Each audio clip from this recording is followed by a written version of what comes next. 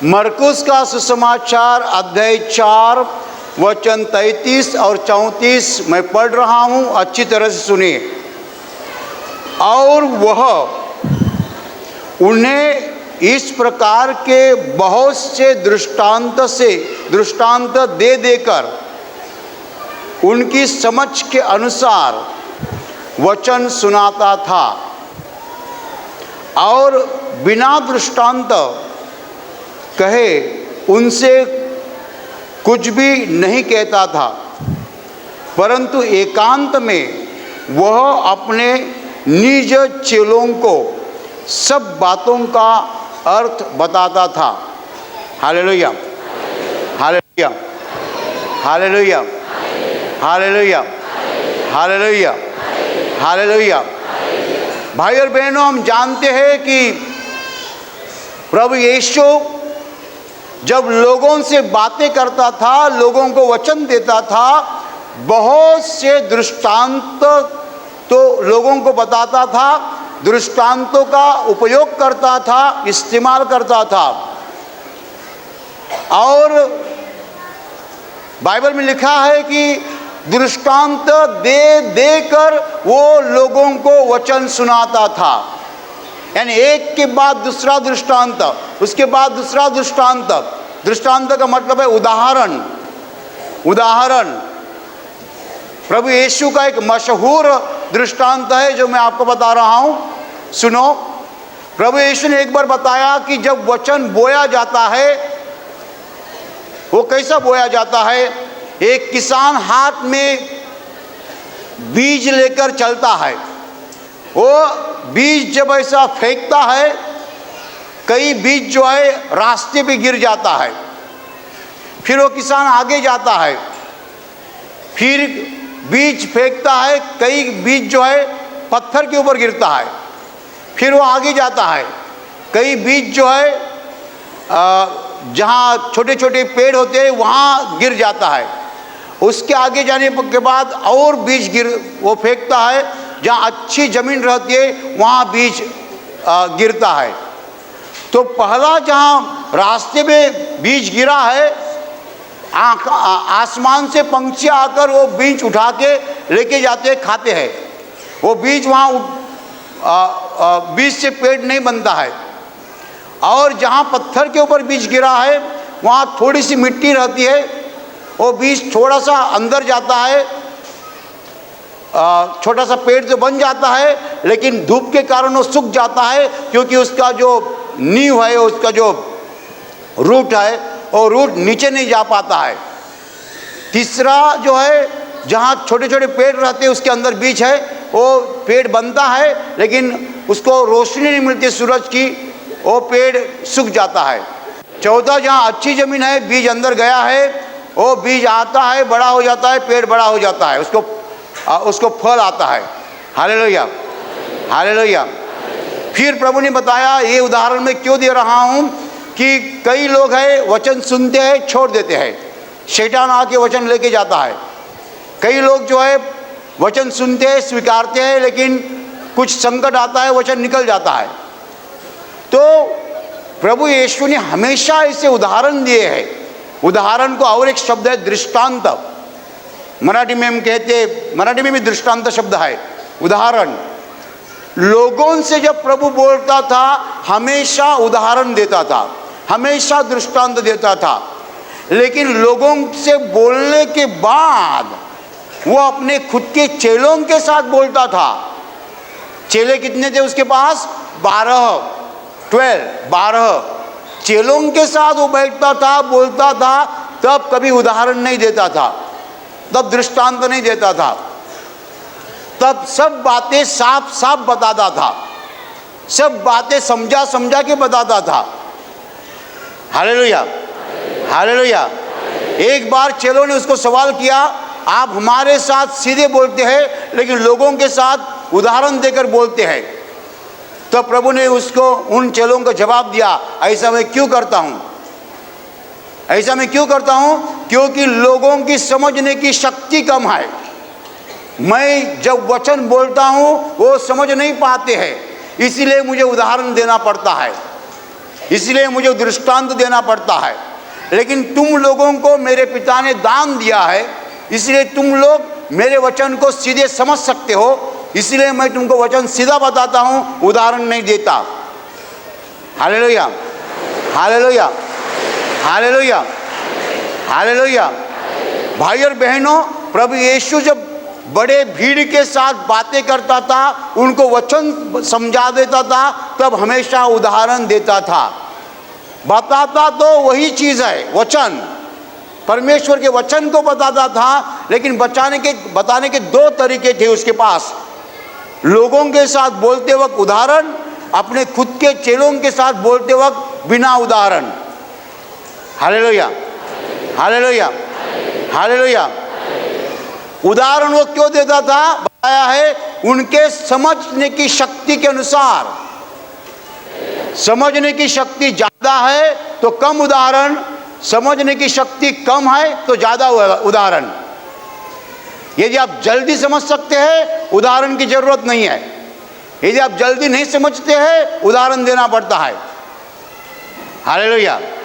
मैं हमेशा ये उदाहरण देता हूँ। कौन सा उदाहरण?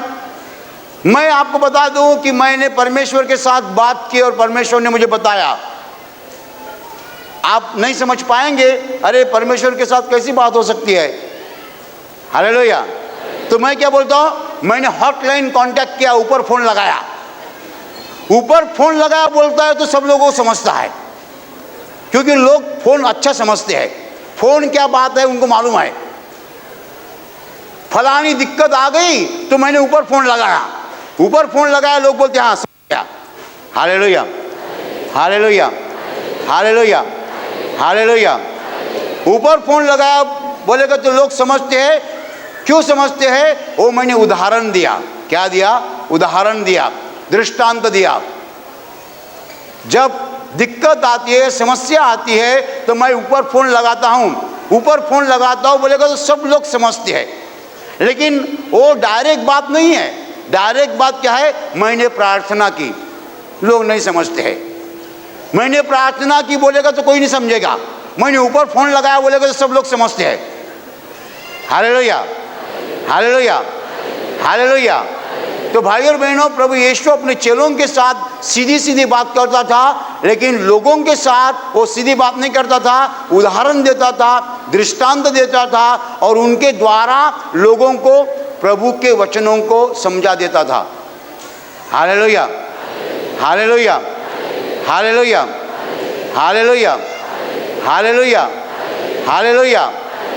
परमेश्वर के वचन को लोगों को देने के लिए प्रभु यीशु ने दो तरीके इस्तेमाल किए।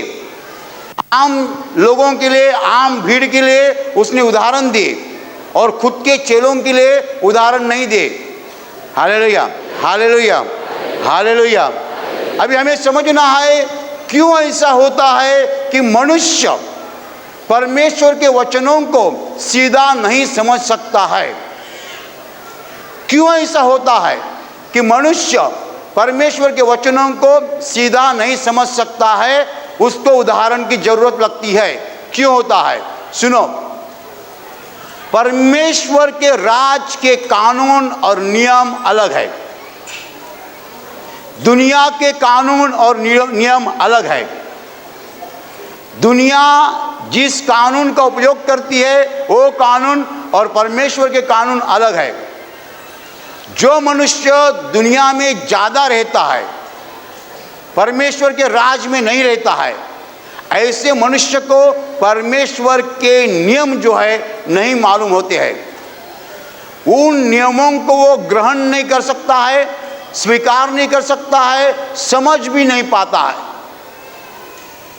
समझ भी नहीं पाता है।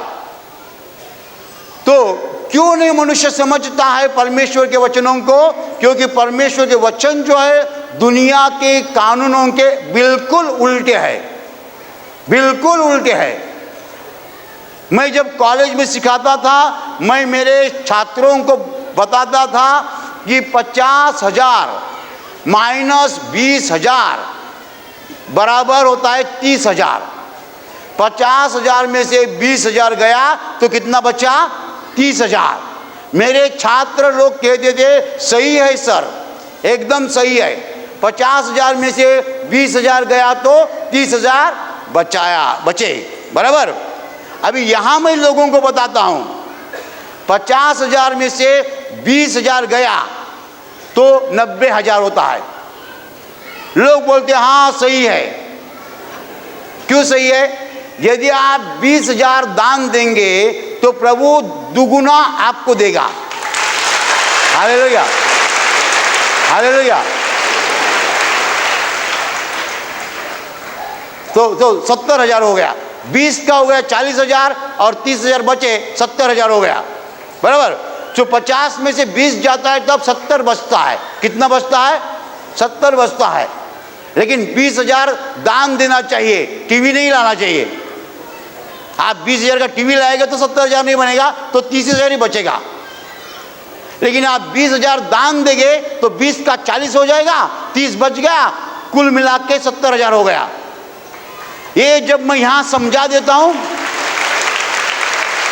हालेलुया, ये जब मैं यहां समझा देता हूं, लोग हाँ कहते हैं। क्यों हाँ कहते हैं? क्योंकि प्रभु का वचन उन्हें मालूम है, दिया करो तो तुमको दिया जाएगा। ये किसका कानून है?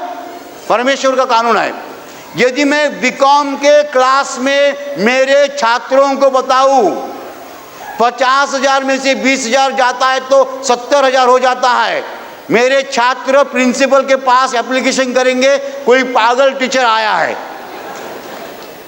वो बोलता है 50,000 में से 20,000 जाते हैं तो 70,000 बचते हैं, बराबर। मेरे छात्र प्रिंसिपल के पास कंप्लेंट करेंगे कि ये पागल टीचर हमको आया है, एक ऐसा हमको अकाउंटेंसी सिखाएगा।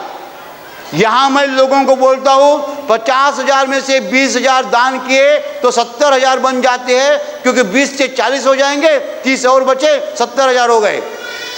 Hallelujah, hallelujah. परमेश्वर के राज में कानून अलग है, दुनिया के कानून अलग है, संसार के कानून अलग है। संसार कहता है यदि तुम किसको दोगे तो तुम्हारा कम हो जाएगा। 1 लाख में से 50,000 दिया, 50,000 ही बचेगा, बराबर। दुनिया का कानून कहता है आप यदि किसी को दोगे उतना कम हो जाएगा, लेकिन परमेश्वर का कानून कहता है आप किसी को दान करेंगे आपका बढ़ जाएगा। Hallelujah, hallelujah.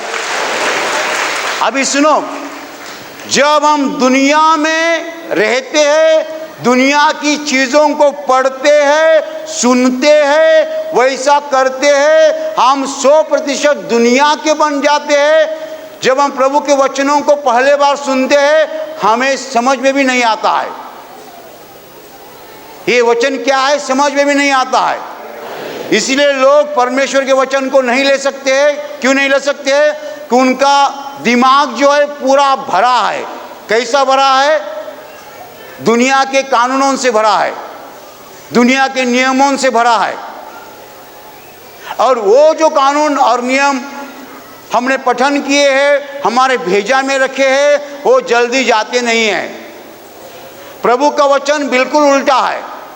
वो नाम समझ पाते हैं और समझे तो भी अंदर रख भी नहीं पाते हैं। समझ लीजिए, आप सब हमेशा बोलते आए और हमेशा विश्वास करते आए कि भारत की लोक संख्या बढ़ गई है, India is over populated, Bharat की लोक संख्या बढ़ गई है, ऐसा आपने सुना है, आपके मन में है, आपके दिल में है, आपके दिमाग में है।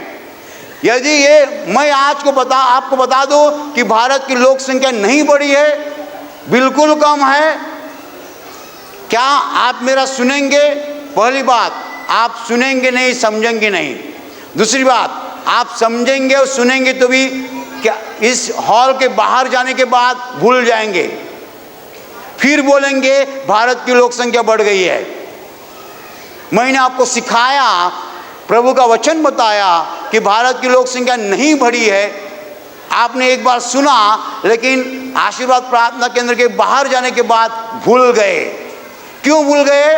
क्योंकि जो पहली वाली बात है वो दिमाग में एकदम फिट बैठ चुकी है। क्या पहली वाली बात है? भारत की लोक संख्या बढ़ गई है।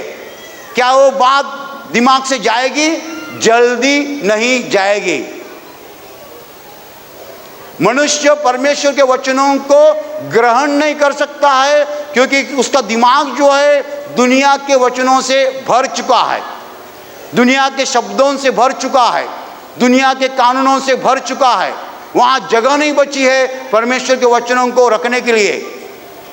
तो एक बात मैंने आपको बताई, आपके दिमाग में एक बात पक्की बैठी है कि भारत की लोक संख्या बढ़ चुकी है, लेकिन परमेश्वर कहता है कौन से भी राष्ट्र की लोक संख्या बड़ी नहीं है, कौन से भी राष्ट्र की लोक संख्या बड़ी नहीं है। मैंने आपको बता दिया, आपने सुना, लेकिन केंद्र के बाहर जाने के बाद आप भूल जाएंगे। क्यों भूल जाएंगे? वो वचन रखने के लिए आपके दिमाग के अंदर जगह नहीं है। आपके दिमाग में ऐसा बैठा है कि भारत की लोक संख्या बड़ी है, बड़ी है, बड़ी है, बड़ी है। India is over populated, India is over populated, India is over populated, इतना पक्का बैठा है। तो मैंने बताने से थोड़ी जाएगा, समय लगेगा। दूसरी बात, आपके दिमाग में ऐसा बैठा है कि भारत में बेरोजगारी है, अनएम्प्लॉयमेंट है। मैं आपको बता दूं, परमेश्वर कहता है किसी भी राष्ट्र में बेरोजगारी नहीं है, अनएम्प्लॉयमेंट नहीं है। क्या आप आपके दिमाग में रखने वाले हैं? नहीं। आप सुनेंगे तो सही, सुनेंगे तो, लेकिन बाहर जाने के बाद भूल जाएंगे। क्यों भूल जाएंगे? आपके दिमाग के अंदर लिखा है, पक्का लिखा है। क्या लिखा है? भारत में बेरोजगारी है, दुनिया में बेरोजगारी है, अमेरिका में बेरोजगारी है। हालेलुया। तो मनुष्य ने अपने दिमाग में दुनिया के कानून रखे हैं, इसलिए मनुष्य परमेश्वर के वचन को ग्रहण नहीं कर सकता है। अभी चेलों के बारे में क्या? चेलों को प्रभु ने विशेष दान दिया था, स्पेशल गिफ्ट। क्या दान दिया था? वो परमेश्वर के वचनों को सीधा समझ सके। उसके कारण यीशु जो बोलता था चेले समझते थे, यीशु की भाषा उनको समझती थी, क्योंकि यीशु ने उनको दान दिया था। लेकिन लोगों के लिए प्रभु यीशु उदाहरण देता था, दृष्टांत देता था, ताकि वो परमेश्वर के वचनों को उसके द्वारा समझे, उदाहरणों के द्वारा समझे। Hallelujah, hallelujah, hallelujah, hallelujah. अभी आप मुझे पूछेंगे, ब्रदर, यदि हमको परमेश्वर के वचनों को सीधा समझना है तो क्या करना पड़ेगा? क्या करना पड़ेगा? मैं बताता हूँ, समझ लीजिए। हमारे दिल को हमें साफ करना पड़ेगा। किसको साफ करना पड़ेगा? हमारे दिल को हमें साफ करना पड़ेगा, हमारे हृदय को साफ करना पड़ेगा। जब यहाँ गंदगी होती है तब परमेश्वर के वचनों को हम समझ नहीं पाते हैं। गंदगी यहाँ नहीं होनी चाहिए। गंदगी कैसे निकालने की मैंने 4 स्टेप्स बताए हैं। पहली स्टेप है दूसरों को क्षमा करो। दूसरी स्टेप है अपने पापों को कबूल करो। तीसरी स्टेप है पापों के लिए पश्चाताप करो। चौथी स्टेप है लोगों को अपने पापों के लिए क्षमा मांगो। हालेलुया। पहली स्टेप है दूसरों को क्षमा करो। दूसरी स्टेप है अपने पापों को कबूल करो। तीसरी स्टेप है पापों के लिए पश्चाताप करो। और चौथी स्टेप है पापों के लिए क्षमा मांगो। ये 4 चीज़ें यदि आप करेंगे, आपका दिल जो है साफ हो जाएगा, चकाचक हो जाएगा। हालेलुया। फिर परमेश्वर जो कुछ बोलता है हमारे समझ में आएगा, और जब हम समझेंगे तब हम वैसा करेंगे। मैं एक उदाहरण देना चाहता हूँ। आशीर्वाद, आप मुझे पूछेंगे, ब्रदर, परमेश्वर के वचनों को समझने से फायदा क्या है? फायदा मैं बताता हूँ। समझ लीजिए, एक आदमी यहाँ आया है, उसको डायबिटीज की बीमारी है। गए 10 साल वो मेडिसिन ले रहा है, दवा ले रहा है। अभी डॉक्टर उसको इंसुलिन देता है, इंसुलिन इंजेक्शन देता है 2 साल। बेचारा पूरा परेशान है, इतना परेशान है कि उसको लगता है कि जिंदगी खत्म कर डालो। ऐसा परेशान आदमी आज यहाँ मौजूद है। प्रार्थना शुरू हो जाएगी। मैं बोलूँगा कि आपके हाथ से कुछ पाप होता है तो आप प्रभु से क्षमा मांगो। याद करो, कबूल करो, क्षमा मांगो। ये भाई जो है गवर्नमेंट में काम करता है, गवर्नमेंट में अफसर है, हर रोज वो रिश्वत लेता है। रिश्वत का मतलब होता है मराठी में लांच, अंग्रेजी में ब्राइब। लोग बोलते हैं ना ऊपर खर्चा करना पड़ेगा, चाय पानी बोलते हैं लोग, चाय पानी बोलते हैं ना। अभी रिश्वत बोलेगा कोई समझेगा नहीं, चाय पानी बोलेगा सब समझते हैं, बराबर। अभी यहाँ मैं बैठा हूँ प्रार्थना के लिए, मैंने कहा आपके हाथ से जो पाप होता है प्रभु के सामने कबूल करो और प्रभु से क्षमा मांगो, पश्चाताप करो, पश्चाताप भी करो, क्षमा मांगो।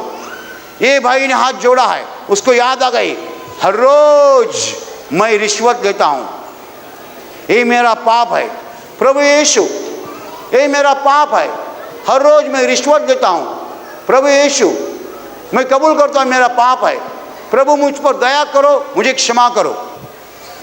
वो आदमी बोलता है क्या करो, मुझे क्षमा करो, मेरा ये पाप है। जब वो बोलता है क्षमा करो, उसी घड़ी उसको प्रभु का स्पर्श हो जाता है, वो गिर जाता है।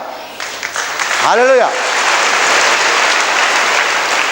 गिरने के बाद उठता है, देखता है कि पूरे बदन को पसीना आया है, वो पसीना पोंछता है, बहुत हल्का सा महसूस होता है। प्रार्थना सभा खत्म हो जाती है, दूसरे दिन वो डॉक्टर के पास जाके बोलता है मुझे चेक करो। डॉक्टर चेक करते हुए बोलते हैं तुम्हें डायबिटीज नहीं है, डायबिटीज से तुमको चंगाई मिली है। अभी वो आदमी यदि मेरे पास आएगा, बोलेगा ब्रदर मेरा डायबिटीज यहाँ चला गया, तो मैं उसको पूछूंगा तुमने क्या किया? मैंने मेरे पाप के लिए प्रभु से क्षमा मांगी। कौन सा पाप? मैं हर रोज ऑफिस में रिश्वत लेता था। लेकिन हम यहाँ बोलते हैं कि पाप की याद करो, कबूल करो, पश्चाताप करो, क्षमा मांगो। ये किसका वचन है? ये परमेश्वर का वचन है। ये किसका कानून है? ये परमेश्वर का कानून है। क्षमा करो ये हमारा वचन नहीं है, ये परमेश्वर का वचन है। ये कानून हमारा नहीं है, ये परमेश्वर का कानून है। इस परमेश्वर के कानून को हम आपको बताते हैं, आप सुनते हैं, आप वैसा करते हैं तो आपको चंगाई मिलती है। हालेलुया। यदि ये भाई यहाँ नहीं आता तो और 10 साल डायबिटीज की दवा लेता रहता, मरने तक डायबिटीज की दवा लेता, मरने तक डायबिटीज की दवा लेता। लेकिन उसको एक बात मालूम नहीं थी। कौन सी एक बात? कौन सी एक बात? अपने पापों को कबूल करना, पश्चाताप करना और क्षमा मांगना। इसको मालूम नहीं था। इसको हम प्रभु का वचन कहते हैं। प्रभु का वचन मालूम नहीं है, इसलिए 10 साल दवा लेता रहा। जब प्रभु का वचन मालूम हो गया, उसने प्रभु के वचन के अनुसार किया, पाप की क्षमा मांगी, उसको चंगाई मिली, चंगाई मिली। हालेलुया।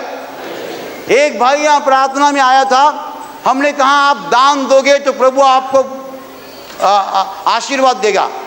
उसने उसके पास जितना पैसा था उसने सब दे दिया। फिर गया, उसका तनख्वाह दुगुना हो गया, सैलरी बढ़ गई। हालेलुया। तो वो कहता है मेरी सैलरी बढ़ गई, लेकिन कैसी बढ़ गई? मैंने प्रभु का वचन सुना। क्या वचन था? दिया करो तो तुमको दिया जाएगा। वचन के अनुसार किया तो उसको प्रभु से आशीष मिला। तो प्रभु का वचन सुनने से हमारा फायदा क्या होता है? हमें जीवन जो है मिलता है, आशीष मिलते हैं, जीवन बदल जाता है। यदि हम प्रभु का वचन नहीं समझ लेंगे, हम अंधकार में रहेंगे, शाप में रहेंगे, कभी ऊपर नहीं आ पाएंगे, कभी तरक्की नहीं देख पाएंगे, बीमारी में रहेंगे, दुख में रहेंगे, कर्जा में रहेंगे, झगड़े में रहेंगे। हम अंधकार के जीवन जीते रहेंगे। लेकिन यदि प्रभु के वचन को हम समझेंगे, उसके अनुसार करेंगे, हमारा जीवन बदल जाएगा। लेकिन यदि प्रभु का वचन हमें सीधा समझना है तो दिल को साफ करना पड़ता है। आप सीधा समझना है, दिल को साफ करना पड़ेगा। साफ करने के 4 कदम मैंने बताए। पहला कदम सब लोगों को क्षमा करो, दूसरा कदम पाप को कबूल करो, तीसरा कदम पाप के पश्चाताप करो, और चौथा कदम है पापों की क्षमा मांगो प्रभु से। इतना करने के बाद दिल साफ हो जाता है। प्रभु जो बोलता है आप समझ सकेंगे, उदाहरण की जरूरत नहीं है। Hallelujah, hallelujah, hallelujah. तो भाई और बहनों, प्रभु के वचन से हमारा जीवन बदलता है, लेकिन प्रभु के वचन को हमें समझ लेना चाहिए। समझने के लिए हमारी तैयारी चाहिए। आप जब यहाँ प्रार्थना के लिए आते हैं तब सुबह पहले ये बात प्रार्थना करना, हमेशा करो। ये जो प्रार्थना है हमेशा करो। कौन सी? 4 चीज़ें। ये जो 4 चीज़ें मैं बताता हूँ, हमेशा करो। पहली चीज़ दूसरों को क्षमा करना, दूसरी चीज़ अपने पापों की कबूली करना, पापों के लिए पश्चाताप करना, पापों की क्षमा मांगना। ये जब आप करेंगे दिल साफ हो जाएगा, बीमारी चली जाएगी, अज्ञान चला जाएगा, अंधकार चला जाएगा, प्रभु से सीधा रिश्ता हो जाएगा। Hallelujah, hallelujah, hallelujah, hallelujah, hallelujah. जो लोग दुनिया में रहते हैं वो लोग प्रभु के वचन को नहीं समझ सकते हैं, लेकिन जो लोग परमेश्वर के राज में रहते हैं वही प्रभु के वचन समझ सकते हैं। तो हमारे लिए प्रभु ने ये रास्ता बनाया है कि ताकि हम प्रभु का वचन समझ सके, उसका पालन कर सके, उसका अनुभव ले सके। Hallelujah, hallelujah.